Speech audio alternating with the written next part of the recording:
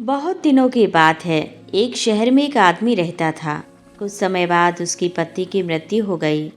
उसकी एक बेटी थी जिसका नाम टाम था। बाप बेटी दोनों आराम से रहते थे। एक दिन उस आदमी ने दूसरा विवाह करने का फैसला कर लिया। उसका विवाह हो तो गया, परंतु उसकी दूसरी पत्नी बहुत चालाक निकली। कुछ ही दिनों में सौतेली माँ ने टाम के साथ बुरा बर्ताव करना शुरू कर दिया। वह टाम से सारा सारा दिन काम करवाती और एक पल के लिए भी उसे खाली नहीं बैठने देती थी। इस पर भी कई बार वह टाम को भोजन न देती और वह बेचारी बिना कुछ बोले भूखी सो जाती। इधर टाम की सौतेली माँ के यहाँ एक कन्या ने जन्म लिया। उसका नाम काम रखा गया। टाम अपनी छोटी बहन से बहुत प्रेम करती थी, पर उसकी माँ को यह भी अच्छा नहीं लगता था। वह जब टाम को अपनी लाडली बेटी काम के साथ बैठी देखती, तभी गुस्से में आकर कहने लगती, जाओ यहाँ से, सुबह से यहाँ बैठी क्या कर रही हो। कुछ दिनों बाद टाम के पिता की मृत्यु हो गई। अब तो उसकी माँ का व्यवहार और खराब हो गया। टाम को इतने बड़े मकान में रसोई घर के साथ बाला एक गंदा सा स्टोर मिला हुआ था। वह वहीं उठती बैठती और वहीं सोती। उस मकान के दूसरे कमरों में जाने की उसे मनाही थी। बस सफाई करने के लिए वह वहां जा सकती थी। टाम को बहुत काम करना पड़ता था। सारे घर की सफाई करती, कपड़े साफ करती, फर्श रगड़ रगड़ कर धोती और सारे घर का भोजन बनाती। भैंस को नहलाना, चारा डालना, लकड़ी काटना, कुएं से पानी लाना, बहुत से काम उस सुकुमार कन्या को करने पड़ते। काम करते करते कई बार तो वह बहुत थक जाती, परंतु किसी से शिकायत ना करती। एक दिन सौतेली माँ ने टाम और काम से कहा, जाओ आज मछली पकड़ कर लाओ। जो टोकरी भरकर मछली नहीं लाएगी उसको मार पड़ेगी और रात को उसे भोजन भी नहीं मिलेगा। टाम जानती थी कि यह चेतावनी केवल उसी के लिए है। काम को ना तो मार ही पड़ सकती थी और ना भोजन के बिना वह रह ही सकती थी। टाम सुबह से शाम तक तालाब के किनारे बैठी रही। उसने मछलियों से अपनी टोकरी भर ली, परंतु काम सारा दिन इधर से उधर घूमती रही। उसने सारा समय नाच गाने और फूल तोड़ने में खो दिया। सूर्य के अस्त होने तक काम ने मछली पकड़ना शुरू ही नहीं किया था। काम ने ज्यों ही अपनी बहन टाम की टोकरी मछलियों से भरी हुई देखी तो उसे एक तरकीब सूझी। वह कहने लगी, देखो बहन, तुम्हारा चेहरा धूल से भर गया है। तुम इस निर्मल जल में स्नान क्यों नहीं कर लेती। माँ तुम्हारा चेहरा इतना गंदा देखेगी तो क्या कहेगी। टाम को यह सलाह अच्छी लगी। वह इधर स्नान करने के लिए तालाब में घुसी और इधर काम ने उसकी मछलियाँ अपनी टोकरी में डाल ली और टोकरी उठाकर जल्दी से घर भाग गई। जब टाम ने यह देखा कि उसकी मछलियाँ काम उठाकर ले गई है, तो वह बेचारी वहीं जोर जोर से रोने लगी। थोड़ी ही देर में उस तालाब में से एक जलपरी निकली और टॉम से कहने लगी, क्या बात है बेटी, इतनी जोर जोर से क्यों रो रही हो। तब टॉम ने जलपरी से सारी कथा कह सुनाई और बोली, मेरी रक्षा करो। आज जब मैं घर पहुंचूंगी तो मेरी सौतेली माँ मुझे बहुत मारेगी। जलपरी ने उसे हौसला दिया और कहा, चिंता मत करो बेटी, तुम्हारे कष्ट के दिन दूर होने वाले हैं। तुम्हारी टोकरी में मैंने एक सुनहरी आंखों वाली मछली रख दी है। इस मछली को अपने घर के पास वाले कुएं में डाल देना। बस फिर इससे तुम जो मांगोगी वही मिलेगा। टाम ने जलपरी को धन्यवाद दिया और घर जाकर उस मछली को अपने कुएं में छोड़ दिया। उस रात उसकी सौतेली माँ ने उससे कुछ नहीं कहा। जब टाम उस कुएं पर पानी भरने जाती तो वह मछली उसे दिखाई देती और उससे बातें भी करती, परंतु जब कोई और जाता तो वह मछली पानी में छिप जाती।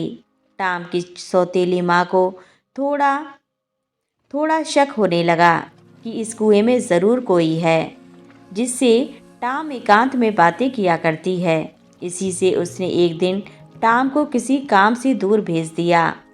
टाम की अनुपस्थिति से लाभ उठाकर उसकी माँ ने कुएं से उस मछली को निकाल लिया। टाम के लौटने से पहले ही उसकी माँ ने उस मछली को पकाकर खा भी लिया। जब टाम काम से लौटी तो वह कुएं पर गई। वहां पहुंचकर वह मछली को बुलाने लगी, पर मछली ने कोई जवाब नहीं दिया। वहां मछली होती तो कोई जवाब भी आता। टाम वहीं कुएं की दीवार से सिर पटक पटक कर रोने लगी। फिर वहां जलपरी आई और कहने लगी, बेटी चुप हो जाओ, रोने से काम नहीं चलेगा। उस मछली को तुम्हारी सौतेली माँ खा गई है। उसने मछली की हड्डियाँ सामने के मैदान में फेंक दी हैं। तुम उन हड्डियों को उठाकर अपने कमरे में दफना दो, बस फिर तुम्हें किसी प्रकार का कष्ट नहीं होगा। टाम ने वैसा ही किया। मछली की हड्डियों को दफनाने के तुरंत बाद ही टाम को सलमे सितारों से जड़ी एक साड़ी और सैंडल मिले। दूसरे दिन एक त्योहार था। त्योहारों में लाखों लोग इकट्ठे होकर झूला झूलते और खुशियां मनाते थे। परंतु उस दिन सुबह ही टाम को घर बैठने का हुक्म हो गया। उसकी सौतेली माँ ने चने और चावल से भरी दो बड़ी बड़ी टोकरियों को जानबूझकर आपस में मिला दिया। वह टाम को मेले में नहीं ले जाना चाहती थी। उसे विश्वास था कि ना यह काम समाप्त होगा और ना यह मेले में जा सकेगी। उसने टाम से कहा, टाम तुम घर बैठकर इन चनों और चावलों के दानों को अलग अलग करो। घबराने की कोई बात नहीं। थोड़ी देर का काम है, जल्दी से खत्म करके मेले में जाना। इतना कहकर दोनों माँ बेटी सुंदर सुंदर कपड़े पहनकर मेले में चली गईं। उनके जाने के बाद टाम की आंखों में आंसू आ गए। उस मेले में वह भी सज धज कर जाना चाहती थी। वह मन ही मन कई बार सोचती कि जब हम दोनों ही एक बाप की बेटी हैं तो उसमें और मुझ में इतना अंतर क्यों। टाम ने सिसकियां लेते हुए कहा, हे जलपरी मेरी सहायता करो। उसी क्षण वहां सैकड़ों चिड़ियां इकट्ठी हो गईं। सब चिड़ियों ने थोड़ी ही देर में चनों और चावलों को अलग अलग कर दिया। टाम छठ मेले में जाने के लिए तैयार हो गई। उसने वही सलमे सितारों वाली साड़ी और सैंडल पहने जो उसे कल मछली की हड्डियों को दफनाने के बाद मिले थे। उस साड़ी में टाम राजकुमारी सी लगती थी। जो ही टाम मेले में पहुंची, काम उसे देखकर बड़ी हैरान हुई। वह अपनी माँ के कानों में कहने लगी, देखो माँ, कितनी खूबसूरत लड़की है। ऐसा लगता है जैसे कोई राजकुमारी हो। इसकी शक्ल बहुत कुछ हमारी बहन टाम से मिलती जुलती है।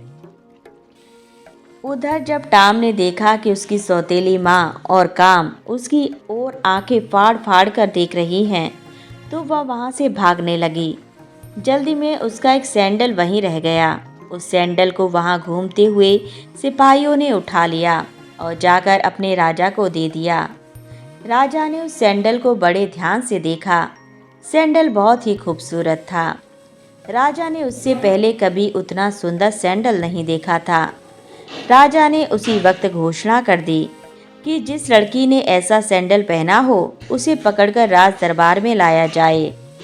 सिपाही अपने घोड़ों पर चढ़कर मेले में पहुंचे और टाम को पकड़कर राजा के पास ले आए। राजा ने जो ही टाम को देखा, उसी क्षण उसने टाम को अपनी महारानी बनाने का निश्चय कर लिया। दोनों का विवाह हो गया। टाम आराम से राजमहल में रहने लगी। अब उसे किसी बात की चिंता नहीं थी। परंतु उसकी सौतेली माँ और काम को इस घटना से बहुत दुख हुआ। वे दोनों टाम को मार देना चाहती थीं, परंतु उन्हें राजा से डर लगता था। कुछ दिनों बाद ही टाम के पिता की मृत्यु दिवस मनाया गया। टाम को अपने घर जाना पड़ा। टाम को घर में पाकर पहले तो उसकी सौतेली माँ बनावटी हंसी हंसती रही और कहती रही, मेरी बेटी बहुत अच्छी जगह पहुंच गई है। भगवान तुम दोनों की उम्र लंबी करे। फिर थोड़ी देर बाद चेहरे पर गंभीर भाव लाकर कहने लगी, आज के दिन मैं भिखारियों को नारियल देना चाहती हूँ। कितना अच्छा हो कि तुम खुद ही नारियल तोड़कर भिखारियों को दे दो। टाम बड़ी खुश होकर नारियल के पेड़ पर चढ़ गई। जैसे ही टाम ऊपर पहुंचकर नारियल तोड़ने लगी, सौतेली माँ ने नीचे से वृक्ष काट दिया। सौतेली माँ अंदर ही अंदर बहुत खुश थी, पर बाहर आंखों से बनावटी आंसू भी गिर रहे थे। वह रोती रोती राजा के पास पहुंची। वहां जाकर वह जोर जोर से चिल्लाने लगी, महाराज मैं लुट गई, मेरी बेटी नारियल वृक्ष से गिरकर मर गई। हे भगवान, तुमने मुझे क्यों ना उठा लिया।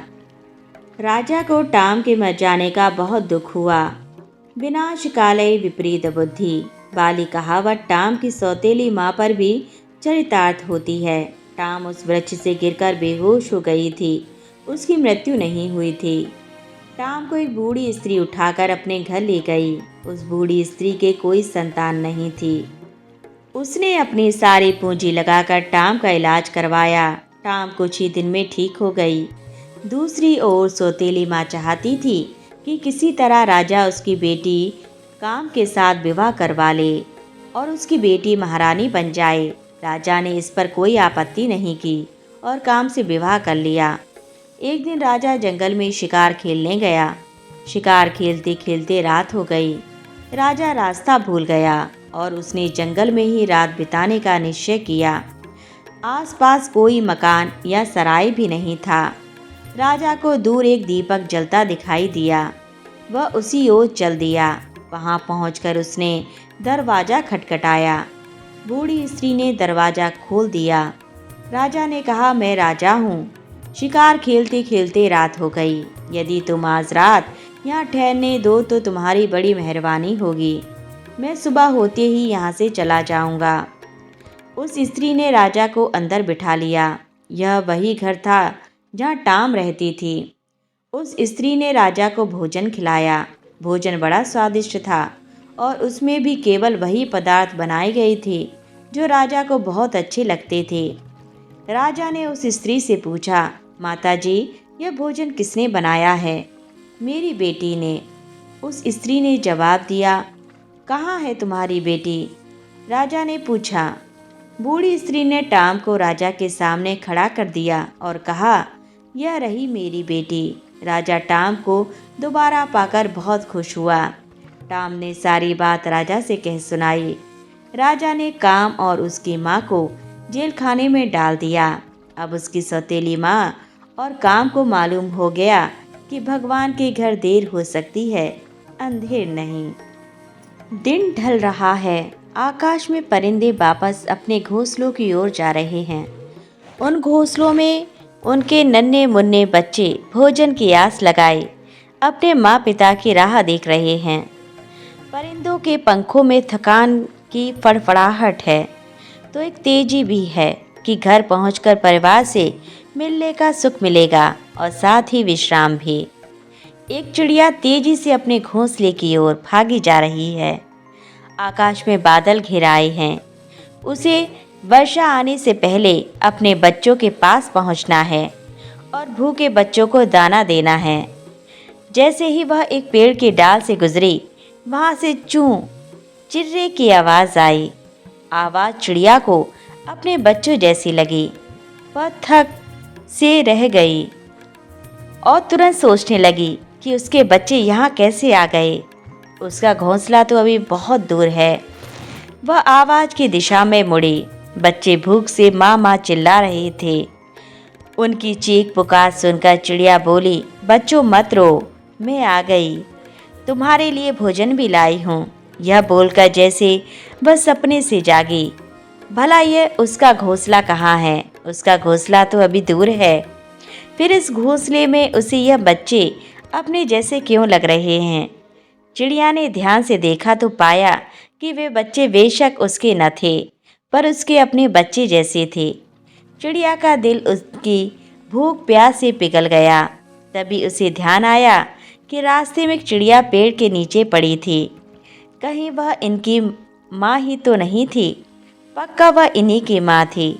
चिड़िया ने अपने पास रखे दानों को उन बच्चों को खिला दिया। दाने पाकर बच्चे शांत हो गए और कुछ ही देर में सो गए। सोए हुए बच्चे बेहद मासूम लग रहे थे। चिड़िया को उन पर बहुत वात्सल्य उमड़ रहा था। तभी तेज की बिजली कड़की तो चिड़िया ने आसमान की ओर देखा। वह फिर नींद से जागी।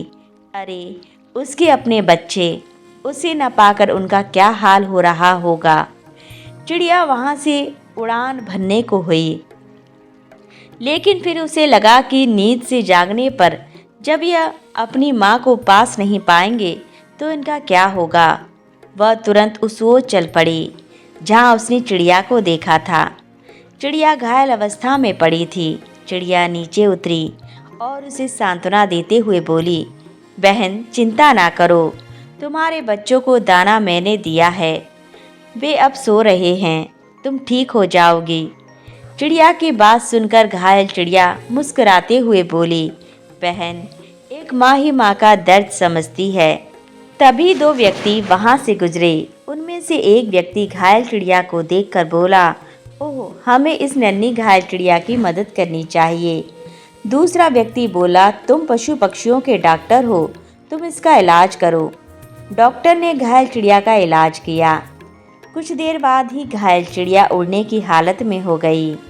घायल चिड़िया दूसरी चिड़िया से बोली, बहन अब तुम अपने घर जाओ, बहुत रात हो गई है, मैं अब सही सलामत अपने घोंसले तक पहुंच जाऊंगी। चिड़िया बोली, मैं तुम्हारे साथ चलती हूँ, मेरा घोंसला तुम्हारे घोंसले से होकर ही पड़ता है। इसके बाद चिड़िया घायल चिड़िया को उसके घोंसले तक ले आई। बच्चे अभी भी सो रहे थे। अपने बच्चों को भरपेट भोजन करने के बाद गहरी नींद में देखकर घायल चिड़िया की आंखों में आंसू आ गए। वह बोली, बहन आज तुम मेरे बच्चों की और मेरी मदद नहीं करती तो हम में से कोई जीवित नहीं बचता। चिड़िया बोली, ऐसा नहीं कहते, हर माँ दूसरी माँ का दर्द समझती है। अब मुझे देर हो रही है, मेरे बच्चे मेरी राह देख रहे होंगे। घायल चिड़िया ने मुस्कुराकर उससे वादा किया और बोली, तुम्हें जब भी मेरी मदद की ज़रूरत हो बिना हिचक यहीं चली आना। चिड़िया ने उसकी बात से सहमति जताई और खुले आसमान में उड़ान भरने के लिए चल पड़ी अपने घोंसले की ओर। वह सोच रही थी कि आज उसके बच्चों का उपवास हो जाएगा, पर मन में यह संतोष था कि आज एक माँ की जान बच गई और वह अपने बच्चों के पास सकुशल है। यह सोचकर प्रसन्न मन से चिड़िया अपने घोंसले की ओर बढ़ चली। प्रिय श्रोताओं, आज की वीडियो यहीं संपन्न होती है। आपको हमारे द्वारा सुनाई गई ये कहानियाँ कैसी लगी? यदि अच्छी लगी हो तो वीडियो को लाइक ज़रूर करें और इसी प्रकार की यदि आप भविष्य में वीडियो देखना चाहते हैं तो हमारे चैनल को सब्सक्राइब करना बिल्कुल भी ना भूलें। पूरा वीडियो वॉच करने के लिए धन्यवाद।